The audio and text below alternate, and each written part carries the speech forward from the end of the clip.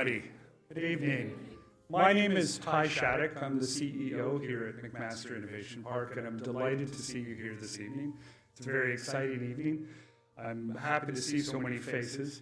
Here at the Research Park, our purpose, our mission, if you will, is to be a bridge between the fundamental research done at the university and industry. Our job is to help the brilliant researchers and the brilliant research they conduct, help bring it to life. And in that context, as you're probably aware, McMaster is a powerhouse in aging.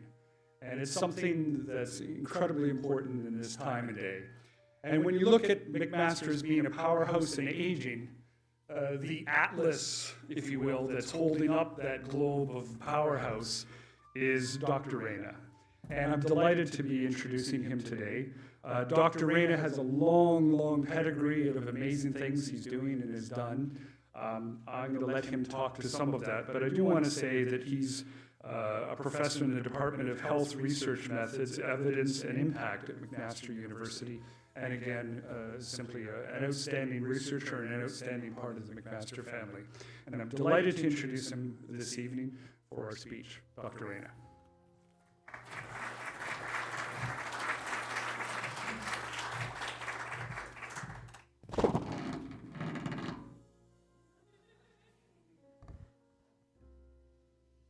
Thank you very much, Ty, and thanks for giving me the opportunity to come and speak here this evening. And I was actually just visualizing in my head as you were speaking, I was holding this globe of aging of McMaster. It reminded me of some sort of a Greek mythology, and I'm not that at all. Before I begin, I just wanted to remind on your chairs there's a piece of paper that is important McMaster research that is going on in driving issues, and if you would be kind enough to read it and see if you're interested. If you're interested, the person who's responsible for that study is sitting here, Dr. Brenda Ricklin, and you can always talk to her. And it's really important because many of you drove here today, and we want to keep many of you driving well. So it's a very important part of staying independent and functional. So it's a very important area of research that we are doing here at McMaster. And so thank you very much for coming in this evening. I'm sorry that some of you are looking for tea. It's not out there. We just have coffee. Next time we will try to have some tea as well. Earlier this year, actually in 2018, around November, I was at a meeting in Boston, and there was a plenary speech given by a researcher. His name is Thomas Cole, and he's a gerontologist, ethicist, and he actually gave a talk about what it is to be human and bringing the humanistic perspective to research on aging and how do we interpret all the work we do from the perspective of aging. And it was a very interesting talk because he had written a recent book, and he was actually taking the listeners in the room through the book he wrote and his interview with one of his mentors, who was a very productive researcher, and now he was in his later years of life and his experience. So when Nick asked me to give this talk, I said, sure, I will do it. And they kept asking me so what's the title of the talk? And I came up with a title not knowing what I was going to say. So I made up this title, and I sent it over, and then the time came to prepare this talk. So now I'm saying, oh, good. I actually used some very loaded words here, purpose of living long. Now what am I going to say? Because I'm a health researcher, I look at health issues. So the point I'm trying to make is that you guys challenged me to think about the title I gave and how I'm going to try to communicate with you what it all means. And so hopefully you will take this journey with me this evening, and hopefully I can share how I came about to some sort of sense of what it means to live long and live long in a purposeful way. And one of the things that one always reflects, especially when you get into middle age and as you start to age, is that you look at the whole aging process from a different perspective. So one of the things, as I was thinking about this presentation, I wanted to see how people have portrayed aging over different times. And in doing that, this is there's several of these pictures out there, and this is a painting by Carl Pearson, and you will see a little later that somehow I picked all the paintings from 1897. I don't know why. I just noticed that.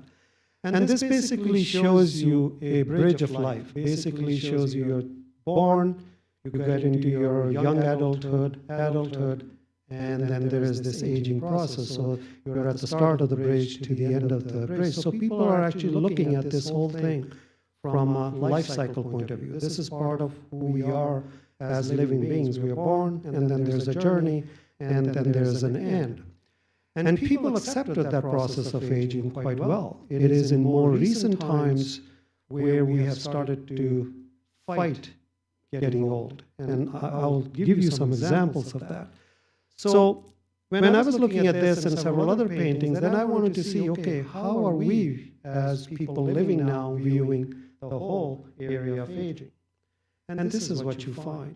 Life extension, the new pill that can end aging, put hold on hold, baby boomers to live forever, and all sorts of other things. So there is obsession within the society now to say it's actually not a good idea to get old. We want to sort of have this immortality and live forever. And there's a whole field of research that is actually going after this anti-aging. So when I gave that title, I started to think, where do I fit in this spectrum of research that I do?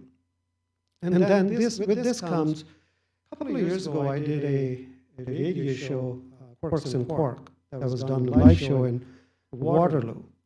And there were several people on the stage, and then the question came to me, because I happen to be the numbers guy, that how long we will be able to live. And it was a hard question to answer because we really don't have a sense of it. But you hear people talking about living up to 150, 160, 170. But the reality is that true? And I'm going to take you through some of those things, whether that is likely to happen or not, or what the assumptions that people have made. Now, since I gave that title, I had to really work hard to make this presentation. I am going to make you guys suffer a bit. So I'm going to show you some really difficult graphs that we will go through together, what it means.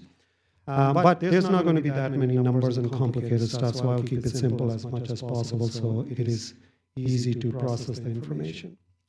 So this is what you hear. So what was asked to me is that baby born today, how long that baby will live. And this is what Time magazine and many other publications have. The baby born today could live up to 142, and so on and so forth. So all sorts of these numbers are thrown, and based on certain data and certain assumptions that researchers have made. So, and there are companies there looking at the forever pill. We want to live forever. And question is this possible? Can we even, before I go there, and then this is the other message that you hear every year: don't get sick, don't get old, don't die, right?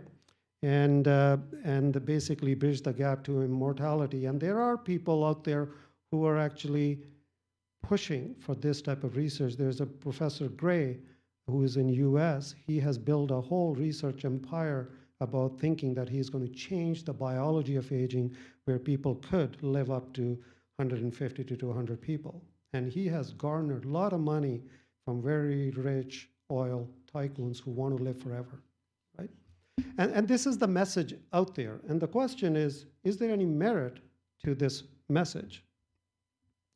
So one of the questions I thought I will ask, and that's what I started to answer: can most live to 100? Now, for this presentation, I want to make a differentiation between lifespan and life expectancy. So when we talk about Canada is getting older, we actually look at life expectancy. That is, what is the average age to which the people could live? Lifespan is an individual thing. One of us, once in a while, will go on to live up to 115, 120, but that's not the norm. That's very few people. Majority of people go up to 100, but average is somewhere right now in Canada is 81, right? And Japan is a little further, they're around 84, 85. So the question is, from a life expectancy point of view, can we really add decades of life to people age 70 plus today faster than we added decades of life to children born in the early 20th century, right? Because we really changed, public health changed the way we reduced the infant mortality, that early life, because kids used to die as soon as they were born, because of the poor nutrition, bad water, infectious diseases, and so on and so forth. And that's one of the reasons our life expectancies have changed. So the question is, now we have made that gain. We are not going to be able to replicate that, at least in countries like Canada. What happens to people once they reach age 65 or 70? Are they going to continue to live longer and longer? Comes the first slide that I was talking about, right? And so this is a data that comes from 1840, goes projected up to 2040.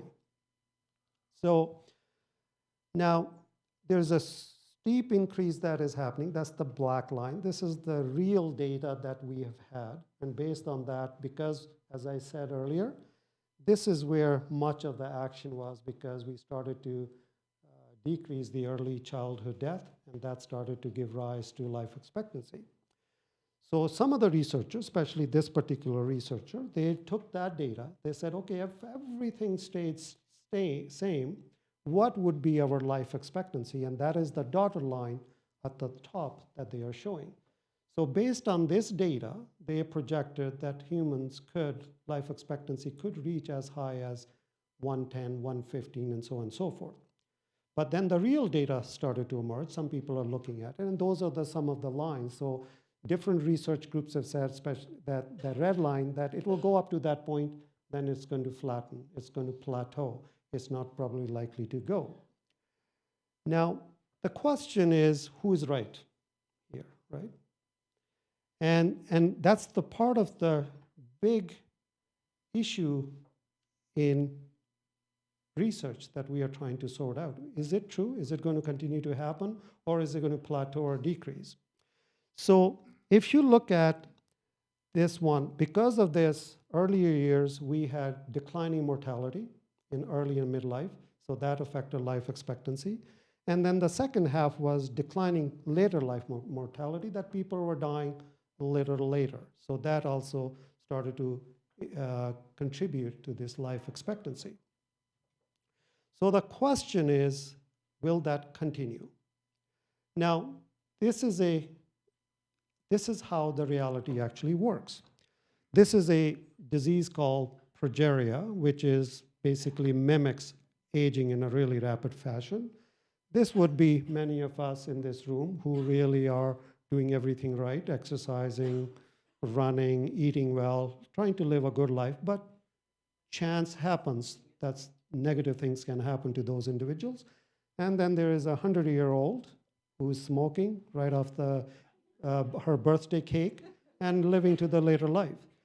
And the fact is, these are different groups actually contribute to the life expectancy we are talking. If we just looked at this number, the black line, this is basically tells us this is our average mortality, right? This is our average death rate. But reality is there are groups of people like this, there are groups of people like this, and there are groups of people like that. All of them actually contribute to the mortality rate. That means it's very heterogeneous. So these subgroups raise the composite death rate, and these subgroups, the later one, decrease. So in fact, what we are looking at is the average, and that's what really need to be done in order to figure out whether we are going to live as long as possible. And this is what some of the data shows. In 1900, this is how the survival, it's a percent people surviving. As you get older, your chance of survival decreases. 1980, we've pushed it to the right. And the ideal is if everybody lived, and we will make that top part, which is the ideal situation, that people live healthy for a long period of time, but there's upper limit to their life. And once they reach the upper limit, they go on to the different world. Right? So the question is this is what actually is happening, that what we are seeing is that the most people actually hit a wall of this survivor, and once in a while, few people go past that. I don't know how many of you know the story of Madame Clement from France, who's the longest living person, 122 years old. Now, I will digress a bit here. She lived in this beautiful, charming house in south of France. And there was one architect who really wanted to buy that house from her. And when she was 80, and he tried to convince her to sell that house, she didn't want to. And she said, you can come and have dinner with me, but I'm not selling you my house. And then when she was 100, he came back and he thought, how long she's going to live. So maybe she's ready to sell that house to him. And she refused. She goes, no, I like this house. I want to live in this house. And then he sort of made a deal with her. Okay, I'll buy this house up from you, but you can live. It's like your home. You live in that house. And she goes, okay, well, I'll make that deal with you. Turned out, when he reached age 90, he died. And she went on to live to age 122. And a reporter asked her, he goes, even smart people make bad deals. And that's what happened in that case. And the point is that she is an exception. She made that to the extreme life. Most people are somewhere 90 to 100, where there's a limit to how long people will live. So the question for all of us is that what happens between, let's say we get to 60, 65, and that wall? And there are different scenarios that we can think about. And which one of those scenarios is happening? One is the top part. This is a little older data that we start to have health problems starting mid-55. And when this slide was created, average life was around 76, and then people die. Another one is that Dr. Gray, that I was talking about, his view of the world, that we are going to push it to the right, that diseases start at age 55, but we are going to make people live long. So there's a life extension, and people are going to live with these chronic conditions and health issues and disability for a longer period of time. And then another one is shift to the right, that we start diseases later, and we also live a little longer. So we had just shifted it. But reality is what's happening now, and some of the Canadian data, some of our research, the Canadian longitudinal study on aging showing is that most people living in community over the age of 65 are very healthy. And that's the point here, that we have shifted all sorts of health issues, all sorts of morbidities issues to be delayed. That means people are living in poor health for a shorter period of time. And that is the goal of the health promotion. So the question is, as you sort of get older and you're healthier, how do you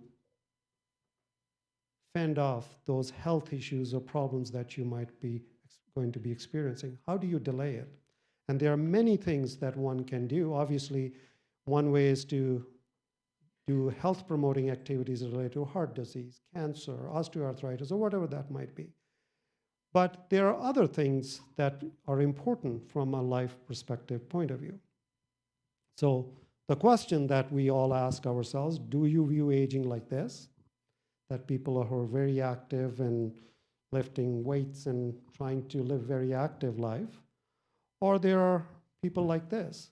Remember the 20, the caption says, remember the 20 extra years you added to your life through clean, healthy living? Well, these are them, right? So the question is, you have worked so hard to keep yourself healthy, and as you get old, you don't want to give up on those habits. You have to think about how to maintain that, and we'll go through some of those things. And so this is where, with that context and background, this is where I landed back to the title I sent out. So what is the secret of long life and purpose of living long life? And how many of you heard about blue zones, right? These are 6 areas around the globe where it's like clusters of population where people live over the age of 100. And many of these blue zones have one very interesting feature, except for one, where men and women live both long, because in general population, women live longer than men, and they're generally weaker. That's why I can say that, right? And the question is, what is so unique about these 6 blue zones that are around the globe? And there's a researcher who worked with National Geographic and went around the world and trying to study these populations. And this picture is from Okinawa, Japan, and the older woman who's almost 105 and working in her garden. And these are the 5 zones here. There's another one. There's Loma Linda, California, this Seventh-day Adventist. And then there is Nicoya, Costa Rica, Sardinia, Italy, Icaria, Greece, and Okinawa, Japan. And what is blue zone is a concept used to identify a demographic and or geographic area of the world where people live measurably longer lives. And one of the consistent issue across all these blue zones is they have very strong family networks. They don't smoke or smoke very little. They're semi-vegetarian. Their diets are very legume-based. And they're not going to the gym and working out like crazy people. They are actually being active in their day-to-day life. And this is a very common phenomenon. That's the first picture I showed you, the old woman bent over and working in the garden. Those are the activities these people are engaged with. And social engagement. And if you look at all these things, especially social engagement, being active, and having a family that supports you or the groups that support you, that's what gives you purpose in your life to engage with life more. And this is a phenomena that you see in all of these communities. In fact, there's a very interesting TED talk, if you get a chance to look up, on the blue zones. And some people thought that maybe it has something to do with attitude. So in Sardinia, they interviewed this young man who was 101 and asked him, he was very great attitude, great personality, very loving and friendly. And people thought maybe that's what it is. It's a personal attitude that drives these people to live. And in the same community, there was another person who was 106, an absolutely grumpy man. And so people started to conclude it actually didn't have anything to do with the personality and attitude per se. It actually had everything to do with how people in those communities perceive these older people to be. They actually don't have a word for retirement, all these 6 communities. And they believe that the older people are treasures of their communities. So there is, from children to adults to older people, the concept of this aging is actually quite blurry. So one of the things that researchers have been looking, maybe there is something unique to these clusters, these 6 blue zones. Can these things be replicated in other parts of the world? And I'll show you some. There's Denmark, where there's a lot of equality, interesting jobs, tolerance, collective humility, and recreation. Those people are active. Singapore, order, racial equality, home ownership, and benevolent oversight. And Costa Rica, special humor, low time urgency, strong faith, low materialism. One of the common things, if you look at the definition of purpose, all these communities demonstrate. And the common among all these three countries was they have a very good wealth, GDP is very high, life expectancy is very high, generosity, a lot of giving. And that's an important concept in the aging literature, tolerance, social trust. So the trusting where you live and how you function in your communities becomes really important. Jim Emmerman, who's a former researcher with American Society on Aging, said, to be successful in the aging process, one needs purpose in life, whether one finds that in faith-based organizations, political activity, involvement in the arts and humanities, or in volunteerism. Purpose resonates with health and creativity.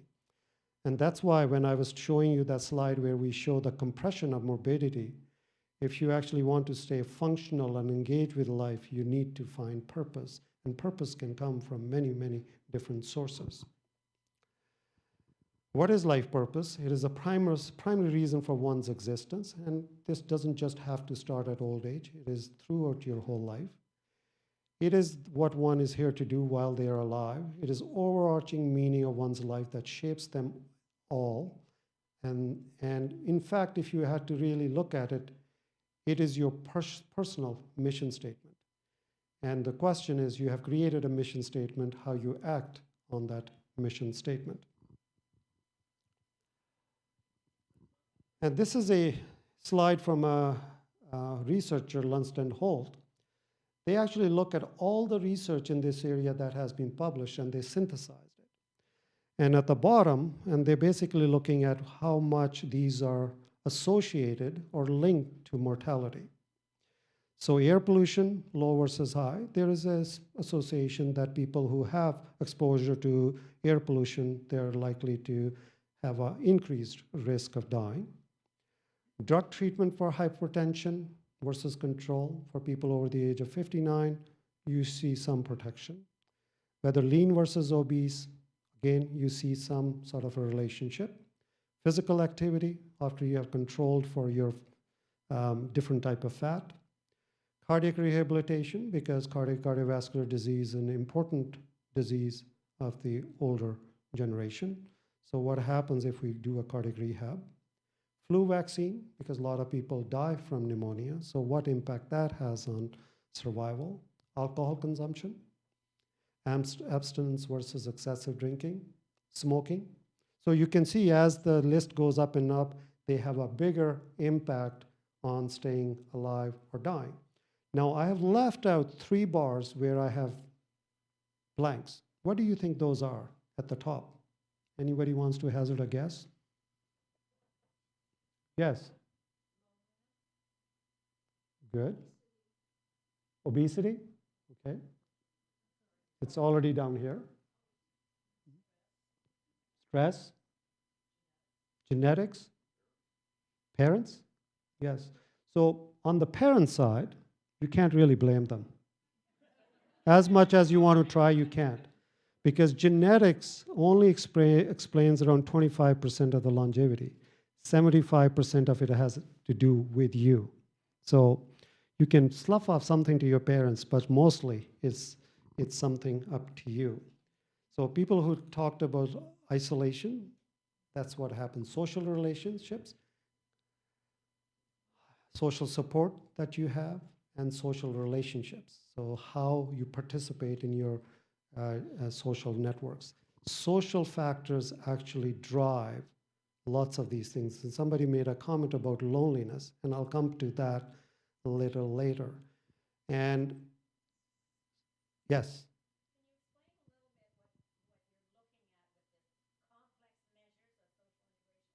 Yes. So this means is that this is how you're integrated in your own society in relation to social relationships. Are you engaged with your church? Let's say people who are belonging to church. Are you engaged in your civic activities in your community? How you participate in all sorts of different complex social relationships. That's what this is actually looking at. Okay. And so it has a lot to do with the social participation, belonging to clubs, belonging to bridge group, belonging to doing some volunteer activity, and so on and so forth. So you talked about loneliness, and social isolation and loneliness are important concepts because loneliness is one of the drivers of very high increase death rate in young people. In young people, so university students are highly isolated and lonely, and they have a very high suicide rate because of that. And in older population, loneliness is also a huge risk factor for death. And partly it happens through depression, heart disease, all sorts of other health complications, and we'll come to that a bit later. But social isolation and loneliness are not the same thing. They are very different concepts. So this is Edward Munch, his picture. He is sitting in a restaurant with a bottle of wine, a plate. So you probably see people in your own communities, an older person who is living on their own, and you wonder whether they are lonely or socially isolated. What would you say? Is this person socially isolated or lonely? Hard to know, right? Hard to know. And, well, knowing Edward Munch, he was lonely, right? Based on the history of Edward Munch, he was socially isolated, but also a very lonely man. And this is an older woman sitting outside her house. And one would say whether this person is socially isolated or lonely. In fact, I did a talk last couple of weeks ago in Burlington to people like yourself, and most of the people in the room said, she is nosy. She's looking at what the neighbors are doing. So I hadn't thought about that part, but maybe that's true as well. So let's look at what's happening in Canada. This is the Statistics Canada data that was published in Global Mail recently. Percentage of one-person households in Canada. This is going from 1951 to 2060. So you're saying little less than 30% in 2006, that's our last real census that we have, that 30% of the household in Canada are single-person households.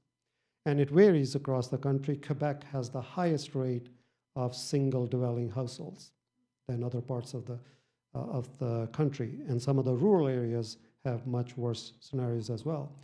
So the question is this problem? Is this an issue? Is this out of a choice or it is forced upon? So in some population subgroups, it is a choice that people want to be alone. And other areas, other places where people have been in family, as they get older, losses of spouse, friends, you're actually forced into this socially isolated loneliness scenario. So the question is, what kind of impact?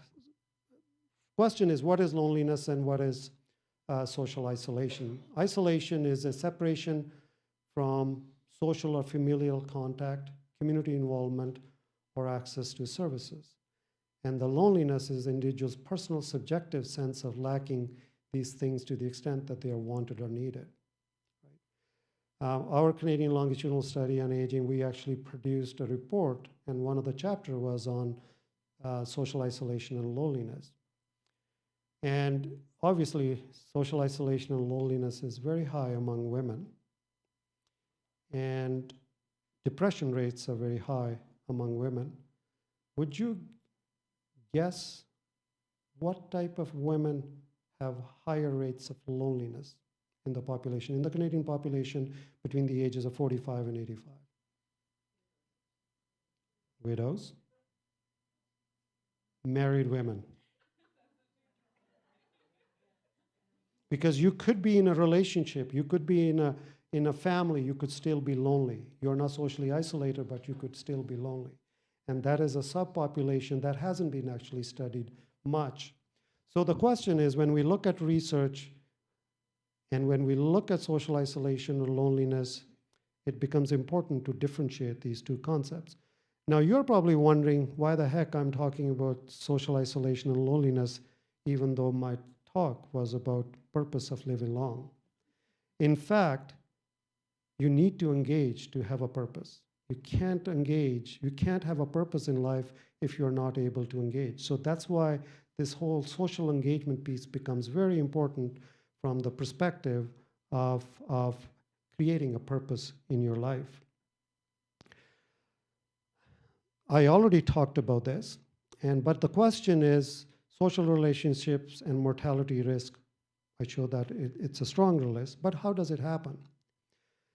And what happens is the multiple research has shown caring networks encourage healthful practices. People who are in networks that care each other, they actually support the good health behaviors. Opposite can happen too. If you're in networks that have bad habits, will also promote bad habits. So networks have a lot of influence what happens to us. Caring networks improve adherence to treatments. So when you're given a medication for hypertension, and if you have a network that cares about you, people will make sure that you're taking your medication on time, you're complying with it.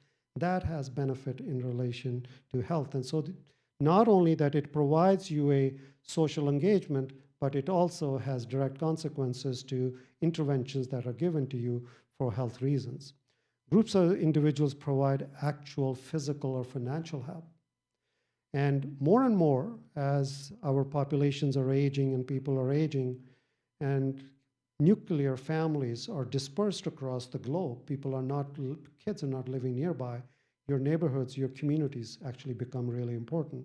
So if you have neighbors and networks around you, those are the people who help you out with some physical, laborious work that might need to be done, or some financial decisions that have to be made.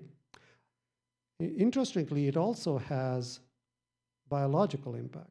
It affects your immune function. And there is a lot of data that is emerging now that if you are really socially isolated and you don't leave your home for months and days, and there are places in downtown Hamilton where people haven't left their apartment for months. And when those people go out and they come in contact with someone who has a cold, they're likely to get sicker faster. But the worst thing is that when they get sick, all the immune cells that we have that fight disease get used up, but it has had an effect on your brain that triggers the development of new cells that fight infection. That really slows down. So it has a huge impact on your immune function, and they have shown the same phenomenon in humans as well as animal studies. So it crosses species.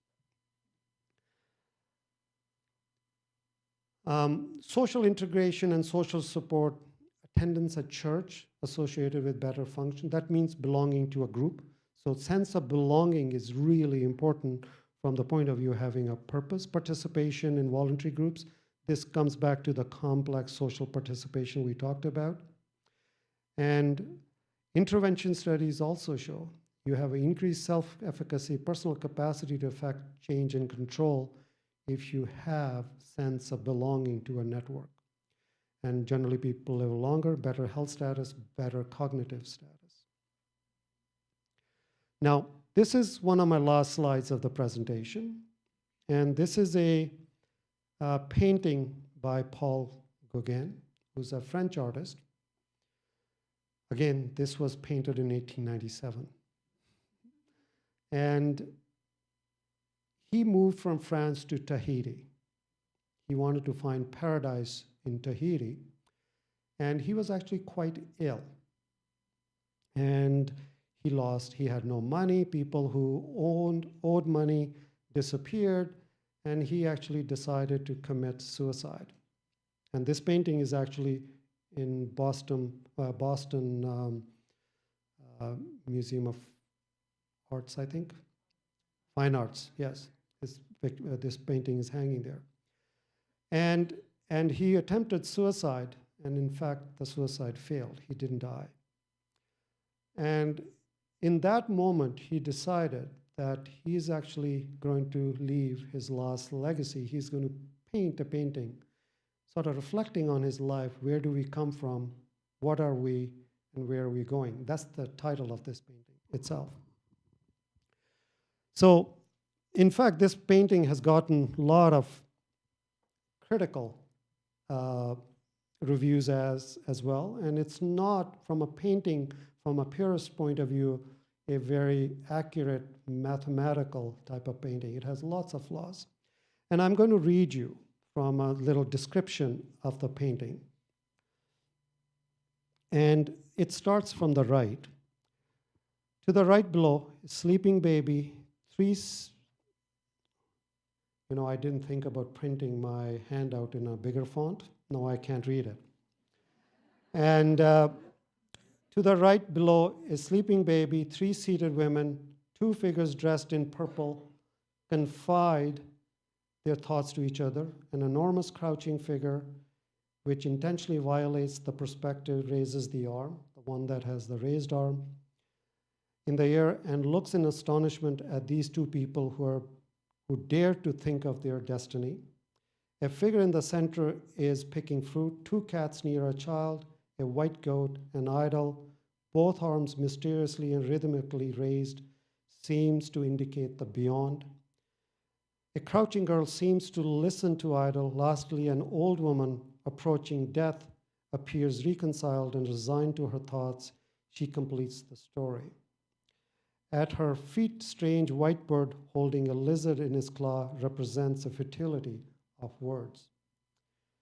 And when he sort of made this painting, it took him almost a year and a half to complete that.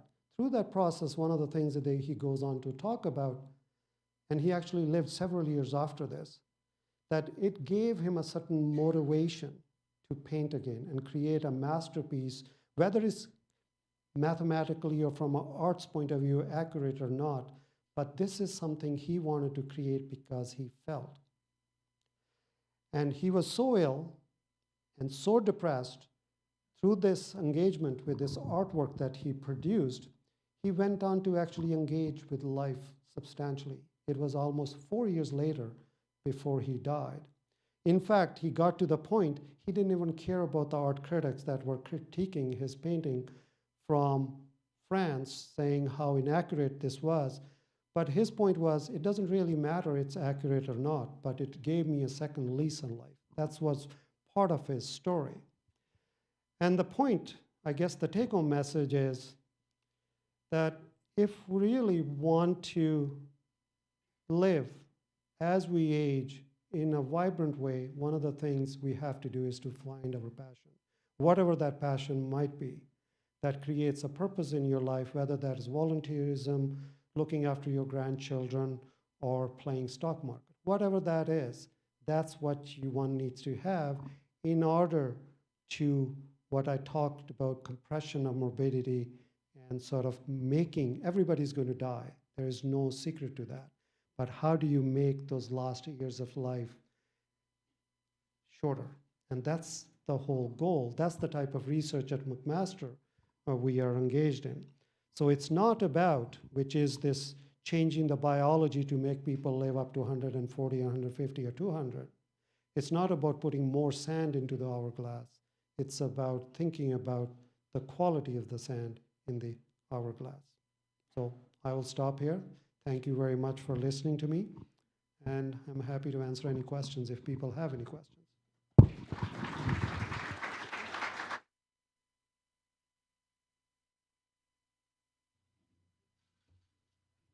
People can't be shy. They have to ask questions. I might not be able to answer, but please ask. I've heard that Nova Scotia may be one of those kind of blue zones. Is there anything to that? Yes, it looks like there's pockets in the Annapolis Valley, I think, where there's a potentially a new blue zone emerging. There's a clusters of centenarians. Now in Canada, we have around 5,000 centenarians in Canada now. And 20 years ago, there were a handful. So it is shifting quite a bit. But that's still, I still sort of go back to my point. Average lifespan in this country is not moving that fast, actually it's slowing down. We are around average is around 82. Maybe we will add another 5, 6 years over the next few decades, but it's not going to be as substantial.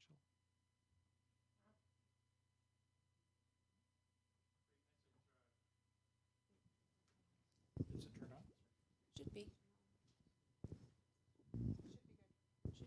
Okay. Great message. Thank you. Just curious about any research that's done on the subjective sense of time as you age, if it varies.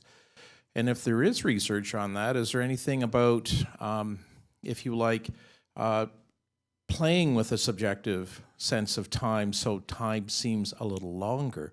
I like your message about the grains of sand. It's not necessarily adding more, it's the quality of the grains. And to me, expanding your subjective sense of time could be part of that quality. Really interesting question. I don't know a whole lot of research that exists in that space, but going back to the research that has happened on the blue zones, these people who live extraordinary, very healthy lives, in fact, they don't have a sense of aging. And inherently to that is the sense of time. Not only themselves have a sense of aged or the aging and the time, even the kids in those communities don't have that sense, what it means to be really old, what it means to be really young. So there is some credence to that comment, but it's a hard concept to study from a research point of view.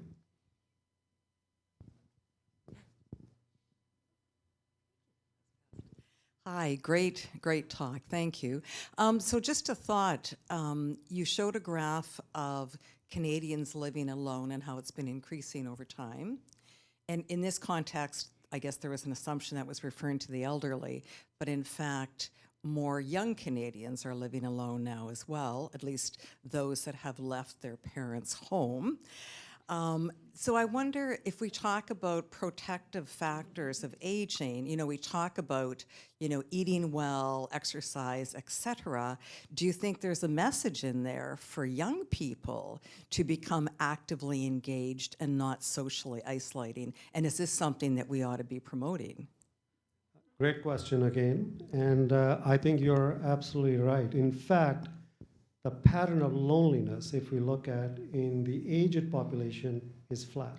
It is not really rising dramatically. What is happening there is the absolute number of people who are alone is increasing as the population ages. But the loneliness is much higher in younger people, as I mentioned, in the first and second year university kids, and more happening with the younger people. In fact, absolutely, we should be encouraging younger people to be more engaged. And this relates to the previous question about time and engagement.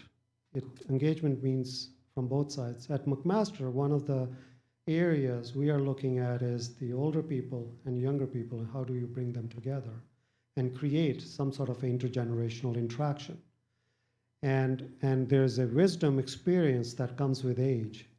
And in older ages, loneliness generally is not out of choice, whereas in younger population, many times it is also out of choice. So the question is making people understand what consequences it has in relation to your health and well-being. And I think intergenerational efforts are really important. At McMaster, fortunately, we were able to convince the university when they're going to be building their new university residence in the Westdale area. They actually have created first and the second floor that is going to be a community hub for young people and older people to come and interact and sort of share the intergenerational and mitigate some of the issues around social isolation and loneliness. And there are some recent data that are coming that the use of technology in younger population is actually also putting people at risk. In fact, this might also be a problematic for older people because especially in countries like Japan, where there are very few caregivers left, they're going after technology to provide care for older people. Again, you might be able to give care, but you are not replacing with a human contact that is really, really critical. So the role of technology is also risky on both sides of the spectrum as well. And I always say the aging is not the issue of the aged. It is an intergenerational issue. It affects all of us. And so does the loneliness. I don't know how many of you heard last year, UK government actually appointed a minister of loneliness. And it is a serious issue, and especially mostly for younger people, not for older people. Older people, they have a totally different societal issue happening, is that the cost of funerals has gone up substantially. And many younger family members who don't have resources or income are actually not claiming bodies. They're not coming forward. So that has been one of the reasons this whole minister responsible for lonely was created, to think about these type of issues, because these have real social implications. There were some questions in the front here.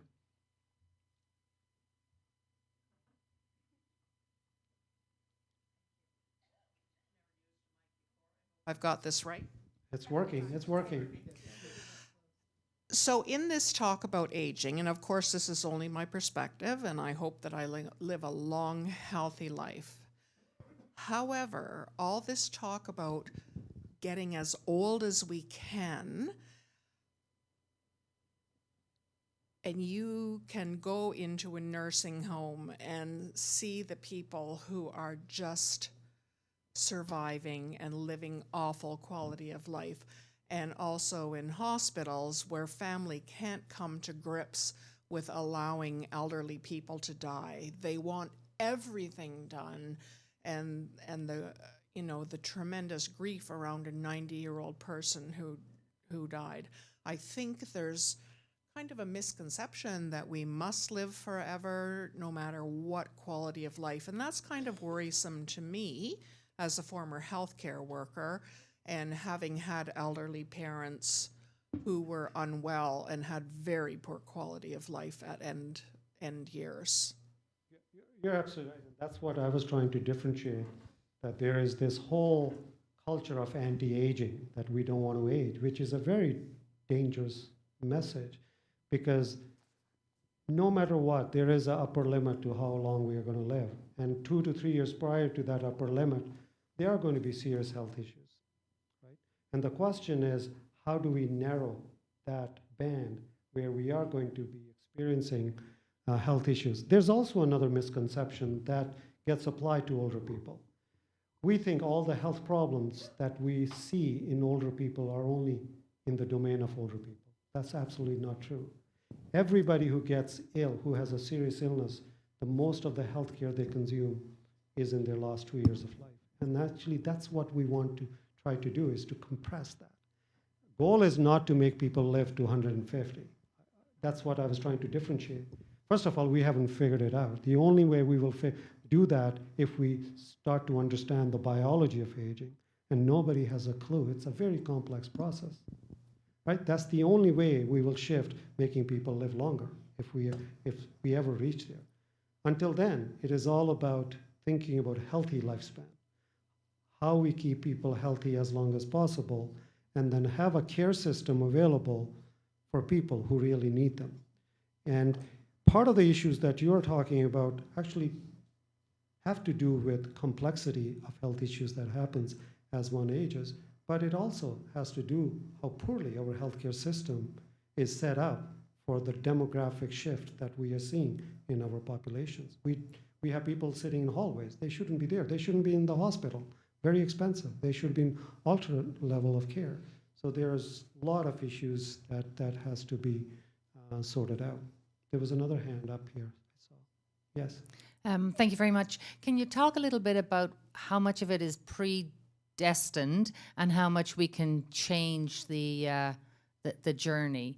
So if you have isolated seniors at age 50, 60, 70, 80, and then you change and put in some of the blue zone factors, can you change their life Yes, to a purposeful absolutely. life? There's lots of evidence coming. As I said, the genetics only play around 25 to 30% of your destiny.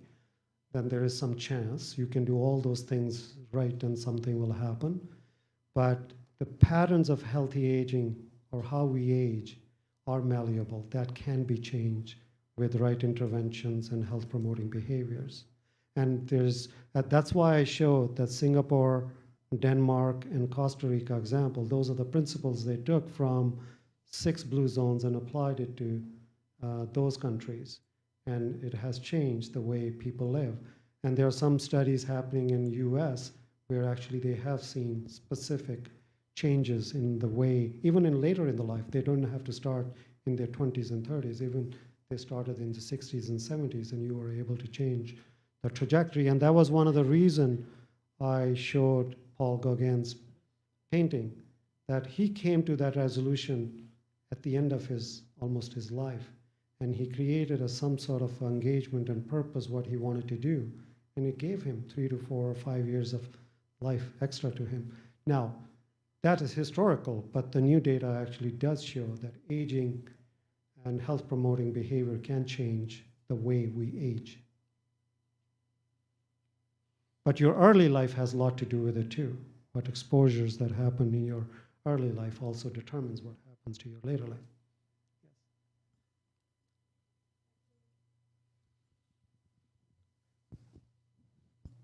Thank you. I just want to know if there is additional studies of using technology in order to create these behaviors that we need to see.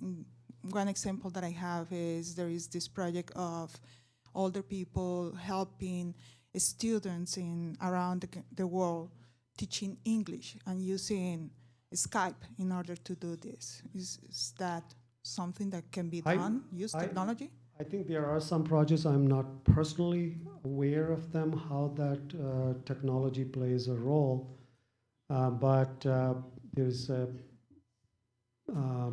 person, 2 people sitting here, Marla and Brenda, they're involved in a project that they're developing. They're actually going to be using technology to continuously monitor people, how they move and how they engage in the community, sort of a mobility, and how that can be an indicator of people's health and well-being. And people have used some technology. Studies are looking at how caregiving and care receiving could be done through the use of technologies, especially technologies such as iPads and things like that, when family members are far away, to sort of look at some of those issues. Sensors, IBM, some of those big companies are working quite a bit in looking at sensors, using sensors in the home to identify patterns that might put people at risk for adverse health outcome. So before that happens, how do you intervene in that space? So there are some examples of that. But the Skype one is, another one is younger people teaching technology to older people, and older people helping edit their essays.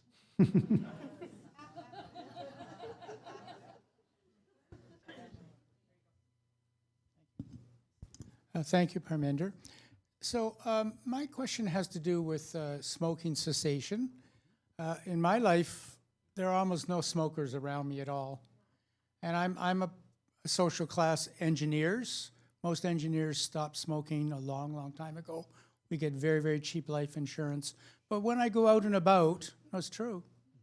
When I go out and about downtown, the theater or something, I see many, many people smoking, and it continuously astounds me. So is your study, the longitudinal study, got any components that are looking at smoking cessation rates? We are collecting some data on Yes. the smoking cessation and the smokers as well. And it is actually a bigger issue in younger people, Yes. young women especially. And that is one of the things we are seeing, because traditionally, if you look at longevity rates, the death rates, men died earlier than women, and that gap is closing. And most of it has to do with lifestyle and behaviors, and most of it has to do with smoking. And there's some more data coming. These e-cigarettes are actually, people thought were safer, but they are not. In fact, people who start with e-cigarettes go on to use the real cigarettes, especially in the younger population. So it is still a major public health issue and a completely avoidable behavior. But we will never get it to zero. I think that is an unrealistic expectation from a societal point of view. Some of the discussion that you've had around the use of technology in helping people age, I think one of the factors that we need to pay attention to is not replacing that human interaction with machine interaction, because our brains are exquisitely designed to react to other people, to get stimulation. And I think that's the piece that keeps us active and engaged in our community. It's not just the ability to say, please go fix my whatever, and have a little robot roll out and do those sorts of things. It's the interplay and the interaction. And I'm wondering if you're looking at sort of that kind of role of communication and aging. Yeah, there's a lot of research going on. I personally don't work in that space, but there's a lot of work going on. There is a Canadian network called Age Well, which is looking at technology and aging. And you're absolutely right. Machines are not there, technology is not there to replace the human contact. That is still the best technology out there. And secondly, which I always remind people who are really gung-ho on technology, if you're going to bring technology into the lives of the older people, especially people who are in nursing homes and family members don't come and visit, technology can have a role in that space, but technology cannot take the dignity of the person away. So it's quite a balancing act, how you use technology in that space as well. And I think this is an emerging area of research. I don't think there's a whole lot that is happening. Engineers are very good at devising technology, but taking it and how it interacts with people is a totally different beast, and that we really have to pay a lot of attention to that as well. Okay.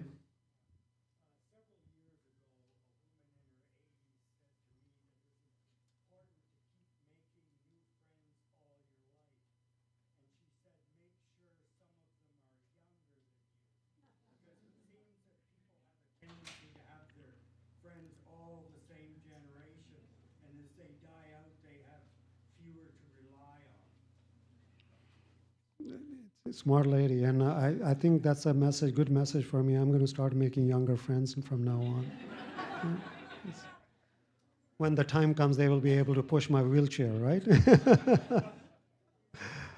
Yes. There's a mic there for you. Recently, The Spectator had an article, and they say if you wish to guard your age, you should pay attention to your telomeres or telomeres, which is I gather that it is the ends of the chromosomes. What does that have to do with, does that have anything to do with longevity and the mitochondria? Good question. Again, it is one of the theories under the biology of aging. So as you mentioned, these are the little things at the end of chromosome, and chromosomes divide, replicate, and with time, as we age, these little ends start to become shorter and shorter. After they are finished, then cells can't replicate. That's what we say, there is a cell death that is happening, right? And that's where the telomere story comes into play. Interesting thing about telomere is you can lengthen it. There's some recent data that has come out is that if you continue to exercise and exercise vigorously, especially the cardiovascular exercise, you can grow those telomeres longer, right? So, but what is not clear, is it just keeping you healthier for a longer period of time, or is it really going to extend your lifespan beyond a certain period of time? Social isolation actually, or loneliness shortens. There's data on it that shortens telomere as well. So telomere is an interesting biomarker, biological marker that actually indicates whether you're aging in an accelerated way or in a slow fashion. That's what it indicates. Now, mitochondria, there's a lot of research being done, and all of us who ever took biology in high school, and mitochondria was always considered to be a powerhouse of all the cells. That's where all the energy came. And so there is some research showing that mitochondria is an important player in the biology of aging. Unfortunately, from a theories of biology that relate to aging are not that clear. Inflammation is an important story. Mitochondria is an important story. Your genetic instability or telomere length is an important story, but no one thing actually completes the picture. That's why I was making a comment earlier on. We really are forced to think about our health span and how we extend that, because until we figure out what the biology is, we are not going to be able to extend the lifespan. That's not going to happen. And I don't think that's going to be an easy process anyways, or should it be a desired effort of a society to live forever. It has other social implications. Yes, one more question. So my question's about resiliency as you age. And I'm not really sure how my question relates, but I'm just wondering, I notice when you get older, your ability to bounce back seems to dwindle. Is there a way that you can work on that to actually improve your resilience, or is that related to your health? And I guess I'm trying to see if there's a way that that can be improved. Right. Again, great question. And resilience is such a main part of living, not only for older people, for younger people. If you think from a developmental perspective, when we are younger, we have a lot more gains, so we can fight off any compromises that happen. As we get older, we are still developing. We haven't stopped developing. Our losses are bigger than our gains. So the question is, what kind of a biological resilience we have, social resilience we have, and psychological resilience. And to that, I would also add what kind of environmental resilience we have in our communities and neighborhoods. So it is true that as we age, we start to lose some sort of underlying resilience. Many of you, or any of you in this room, when you were 20 years old, you could work out for an hour, study till midnight, and then go party till 4 a.m., and then you're totally functional next day. Now I go to the gym, I work out for 45 minutes, I need to give a day in between to recover and do something. That's the reality, right?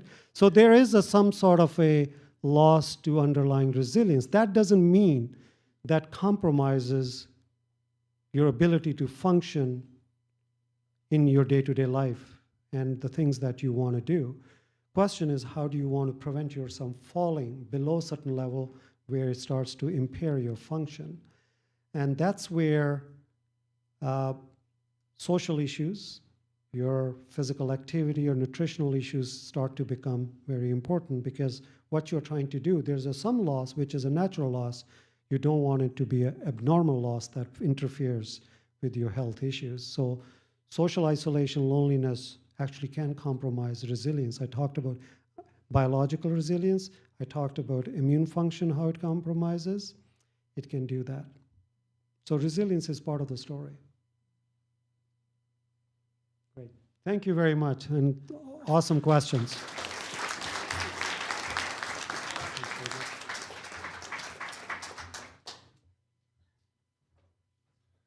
Dr. Raina, thank you so much for joining us this evening and sharing your research and your wisdom and dare I say your passion. So thank you very much.